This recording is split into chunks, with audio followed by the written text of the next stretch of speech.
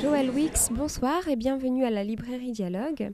Représentation européenne de l'Inde, c'est le titre de votre ouvrage qui est votre thèse, publiée aux éditions L'Harmattan. Alors tout d'abord, pouvez-vous nous dire, puisque vous êtes une spécialiste de l'Inde coloniale, pouvez-vous nous raconter comment est né votre lien avec l'Inde ? D'une façon un petit peu accidentelle. Je suis partie en Inde pour la première fois pour un tournage. C'était un tournage d'un long métrage et c'est comme ça que j'ai découvert un pays que j'ignorais. Enfin, j'en avais un petit peu rêvé comme tous les enfants français et britanniques.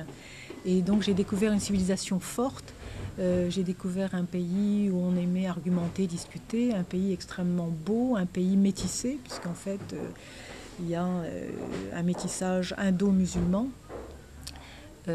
Donc c'est ce qui m'a séduit. Et ce qui m'a séduit aussi, c'est que malgré l'histoire coloniale, il y avait une grande ouverture vers l'extérieur. Voilà. C'est-à-dire que les Indiens sont curieux des autres. Et voilà. Donc c'était un coup de foudre. Peut-être que dans une autre vie, j'étais en Inde. Voilà. Donc je me retrouvais un peu chez moi. Alors, pouvez-vous nous dire comment est-ce que vous avez construit ce livre ? Sur quoi se sont basées vos recherches ? Ce livre a démarré en fait à partir de stéréotypes, des stéréotypes contemporains, c'est-à-dire le misérabilisme, les castes, tout ce qui pouvait être extrêmement rigide par rapport à l'image de l'Inde, les clichés. Et je me suis demandé en fait si les premiers Européens avaient eu cette même impression. Est-ce qu'ils avaient trouvé l'Inde extrêmement pauvre, extrêmement rigide ? Donc remonter à la source des représentations européennes. Comment est-ce qu'ils avaient perçu l'Inde au XVIIe siècle, du XVIIe siècle jusqu'à la période coloniale. Donc c'est essayer de voir comment s'était construit cette image de l'Inde. Alors, le concept d'altérité, qui est évidemment très présent dans ce livre, autour de ces représentations, mène-t-il à une construction identitaire de l'Europe ? Est-ce qu'il y a un lien entre justement ces découvertes et ensuite la manière dont on se construit ? Donc c'est vrai que ce problème identitaire, enfin, on est au cœur des problématiques actuelles, puisqu'on essaie de définir l'identité nationale. Et en fait, les concepts d'identité et d'altérité sont imbriqués. Il n'y a pas de construction sans les rapports à l'autre, sans la vision de l'autre. On sont extrêmement imbriqués. Et ça s'est d'autant plus, ça s'est manifesté de façon d'autant plus, ça s'est précisé lors de la domination, de la colonisation.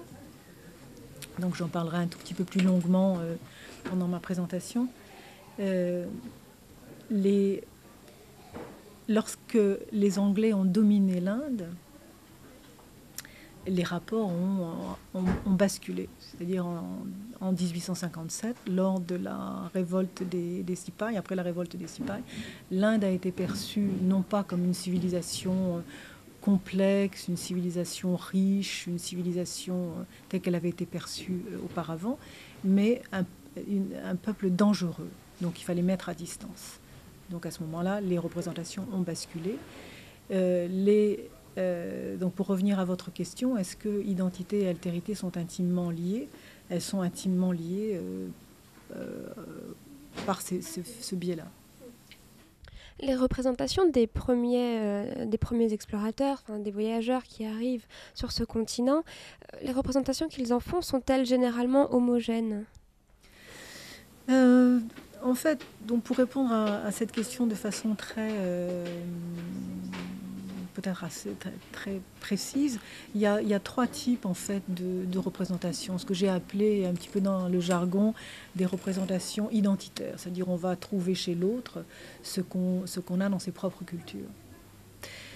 Et il y a les représentations altéritaires, c'est-à-dire ce qui est radicalement opposé, qu'on n'arrive pas à intégrer, ni dans des schémas intellectuels, ni dans des schémas culturels. Ça n'entre dans aucun schéma. Et il y a les représentations originales, c'est-à-dire où les Européens acceptent que ce pays-là soit fondamentalement différent, structuré différemment. Et c'est l'approche ethnologique, si vous voulez.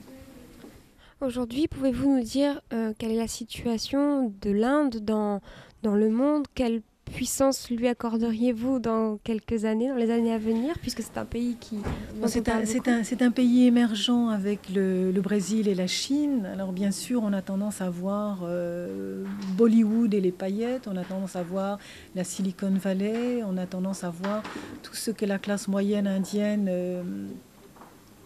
l'évolution de la classe moyenne. Et on a tendance à ne pas voir, ou on ne voit pas les 700 millions d'Indiens qui sont vraiment encore à la traîne. Mais bon, l'Inde évolue très très vite. Et comme c'est une grande démocratie, elle évoluera très très différemment de la Chine. C'est-à-dire que c'est une démocratie, un état de droit. Donc il y a de la place peut-être pour toutes les castes.